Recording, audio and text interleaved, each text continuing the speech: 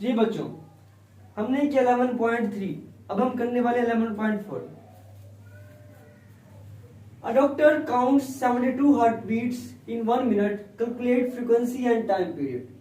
एक doctor 1 minute में दिल की 72 धड़कनें गिनता है।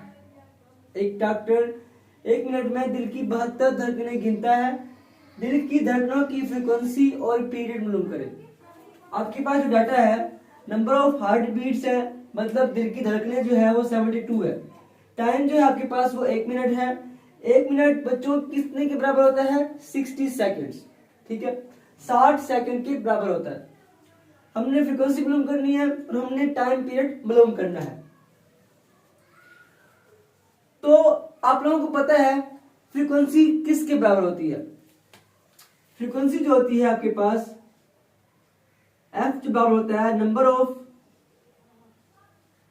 हार्ट बीट्स बटा टाइम।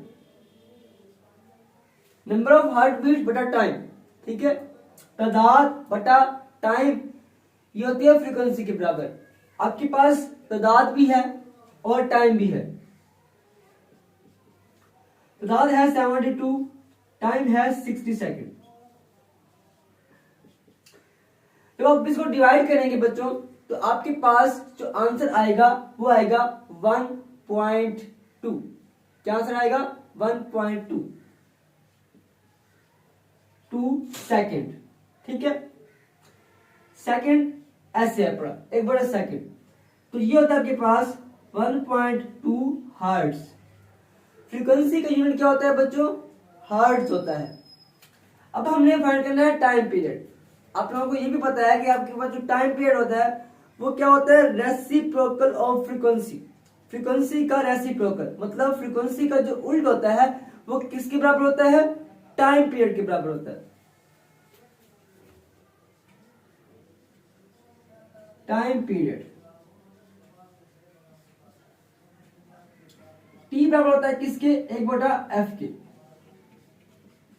1/ हम लगाएंगे 1.2 हर्ट्ज, तो टी जब आप इसको डिवाइड करेंगे तो आपके पास जो आंसर आएगा बच्चों 0.83 आएगा।